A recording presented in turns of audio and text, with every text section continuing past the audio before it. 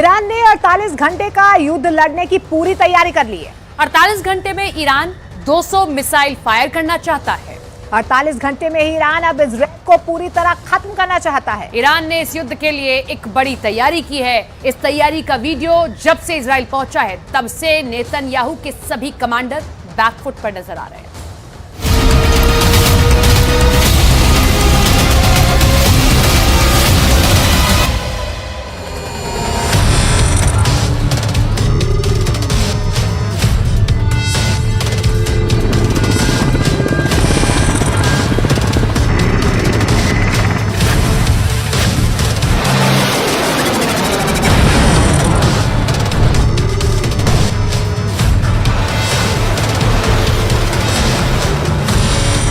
Iran ने फैसला कर दिया है।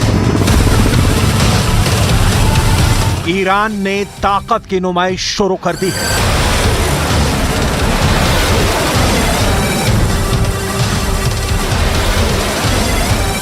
ईरान ने ऐसी फायर पावर दिखानी शुरू कर दी है जिसकी जद में जो आएगा वो मिटा दिया जाएगा।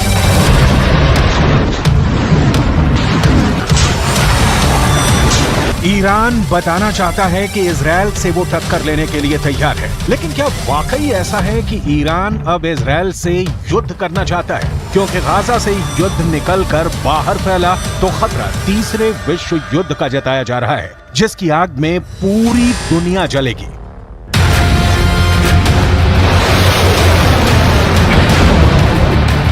ईरान पर इस वक्त पूरी दुनिया की नजर है। इजराइल से लेकर ब्रिटेन और रूस से लेकर अमेरिका तक सब ईरान के इस फायर पावर पर नजर गड़ाए बैठे हैं, क्योंकि इन धमाकों, इन रॉकेट्स और इन टैंकों के टारगेट पर इस वक्त दो देश हैं।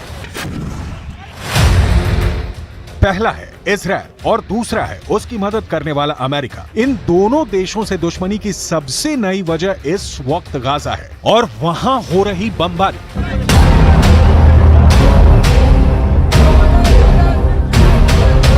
गाजा में इजराइल की बमबारी की वजह से 8,000 से ज्यादा लोग मारे जा चुके हैं। कब्रिस्तान नहीं बचे हैं। लोगों को एक साथ दफनाया जा रहा है। गाजा की हजारों इमारतें इजराइल के बम से तबाह हो चुकी हैं।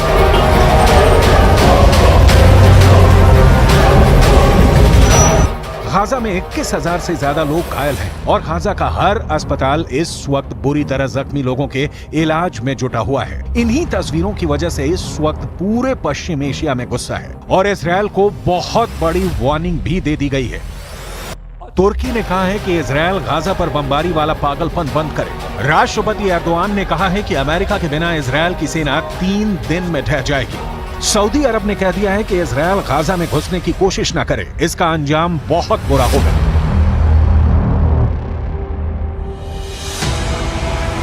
ईरान की तरफ से सबसे सख्त बात कही गई है। राष्ट्रपति रईसी ने ऐलान कर दिया है कि इजराइल की हुकूमत गिरने वाली है। कुल मिलाकर एक बात साफ है कि इजराइल गाजा पर नॉन स्टॉप बमबारी की वजह से पूरे पश्चिम एशिया में घिर चुका है। ईरान और सऊदी अरब की तरफ से तल्ख बातों के बाद अब तुर्की भी इजराइल के खिलाफ उतर चुका है। सवाल है कि क्या ये तीनों देश इजराइल के खिलाफ एक्शन को लेकर वाकई गंभीर हैं या फिर ये सिर्फ एक गीदड़ भभकी है?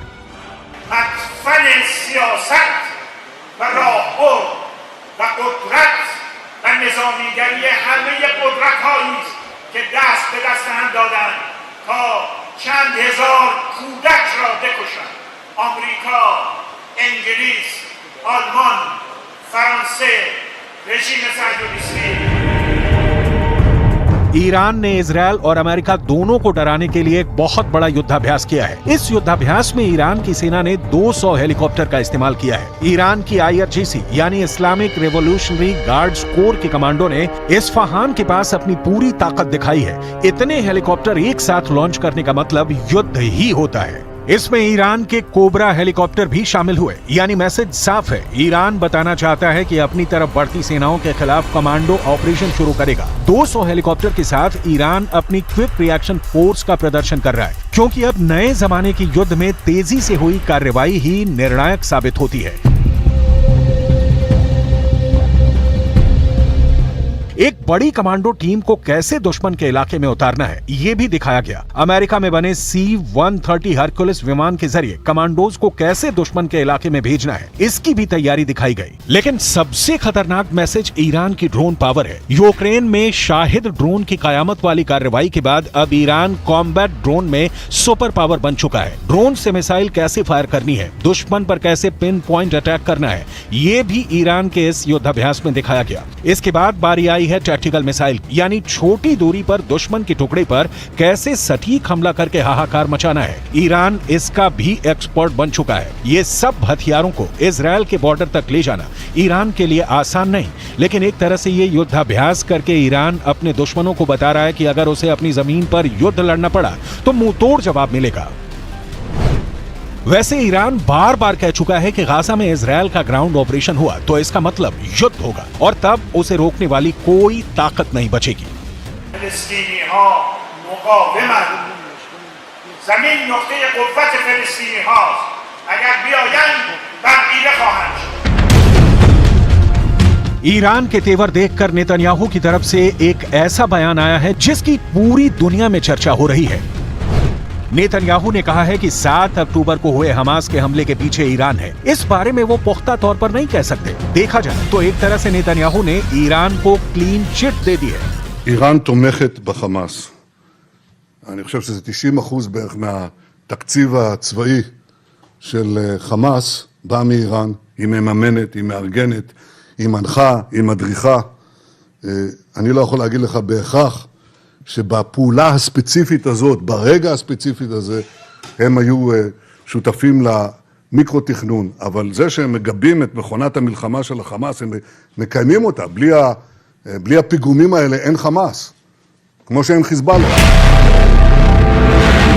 सवाल ये भी उठता है कि ईरान से युद्ध को लेकर क्या इजराइल बैकफुट पर आ चुका है और वो ईरान से ये भी कहना चाहता है कि वो भी गाजा से दूर रहे।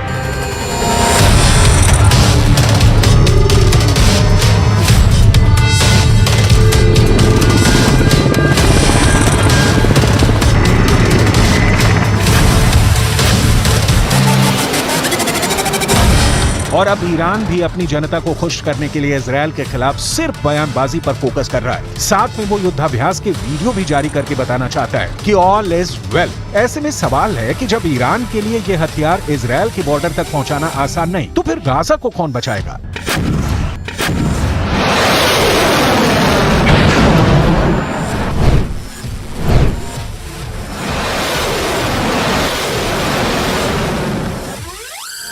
क्या गाजा को खुद को बचाना होगा? क्या गाजा के लिए युद्ध की धमकी वाले बयान सिर्फ और सिर्फ दिखावा है?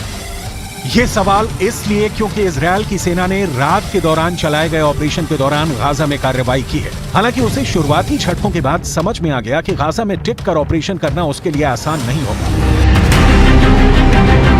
ये गाजा की तरफ बढ़ती इजराइल के सैन्य काफिले का वीडियो है जो 7 अक्टूबर का बताया जा रहा है। तब हमास की एक एंटी टैंक मिसाइल ने इजराइल की पैंथर बख्तरबंद गाड़ी को टारगेट किया था। इस धमाके का क्या असर हुआ इसकी रिपोर्ट नहीं मिली, लेकिन पैंथर बख्तरबंद गाड़ी में 12 से 14 सैनिक सवार किए जाते हैं। گاهی عملیات زمینی انجام میدن و الحمدلله شکست خورده برمیگردن. چرا؟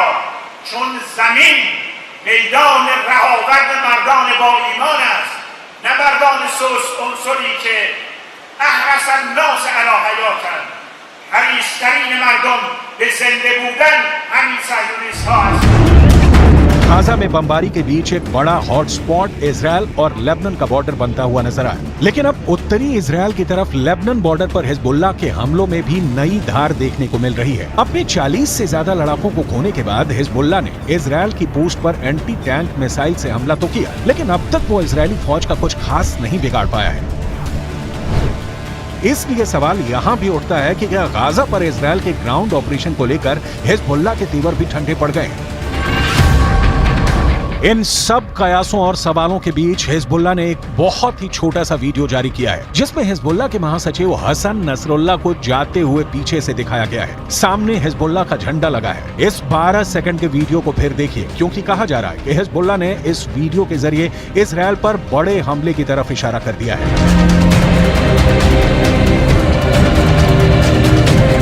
ईरान भी अपनी तैयारी पूरी रखना चाहता है। ईरान ने युद्धाभ्यास में अपने तोपखाने की ताकत भी दिखाई है। ये है ईरान की चलती फिरती तोप, नाम है राद 2। ईरान की ये तोप 155 मिलीमीटर का गोला फायर करती है। देखिए कैसे टारगेट को लेकर तैयारी की गई और फिर जब इस तोप ने गोला दागा तो वो कितनी सटीक जगह जाकर गिरा। ईरान की ये तस्वीरें इजरायल को डराने के लिए हैं।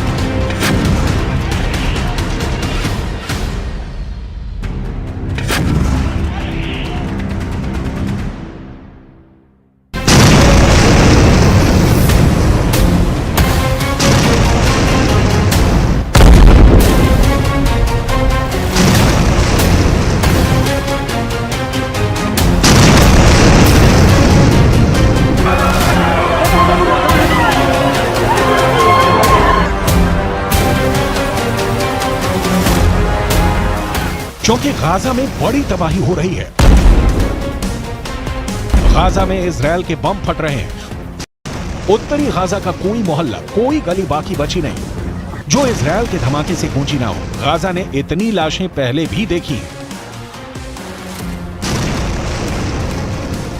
लेकिन इस बार तबाही का मंजर और ज्यादा खतरनाक नजर आ रहा है। पूरे गाजा में इस वक्त बारूद फैला हुआ है। पूरे गाजा में इस वक्त बारूद की बू आ रही है। यहाँ की आबो हवा में बारूद घुल चुका है। इजरायल का दावा है कि उसकी एयरफोर्स गाजा पर रोज 300 से ज्यादा स्ट्राइक कर रही है। लेकिन गाजा से दूर दुनिया में 2 जगह इस युद्ध को कंट्रोल करने के लिए 2 वॉच टावर तैयार हो चुके हैं।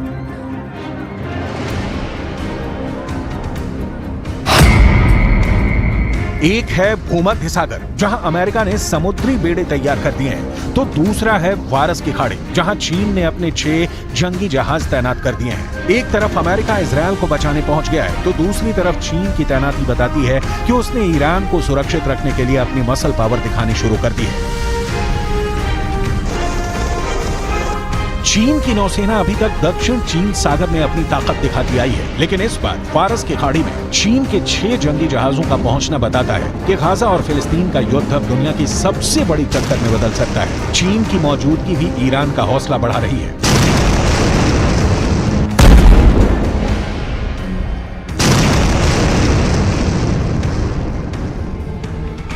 फिलहाल हर जगह ईरान के ऐसे ही वीडियो की चर्चा हो रही है और सब ये जानना चाहते हैं कि ईरान अब गाजा पर बमबारी को लेकर इजरायल के खिलाफ क्या कर सकता है। सबसे बड़ी बात समझने वाली ये है कि ईरान नहीं चाहेगा कि ये युद्ध उसकी जमीन तक पहुंचे और ज्यादा से ज्यादा एक्शन हिजबुल्लाह की तरफ से हो, लेकिन फिर भी उसने अपनी तैयारी पूरी कर ली है, क्योंकि इजरायल पर ईरान का हमला हुआ तो उसे रौंदने के लिए अमेरिका की 40,000 सेना पहले से ही खाड़ी देशों में मौजूद है।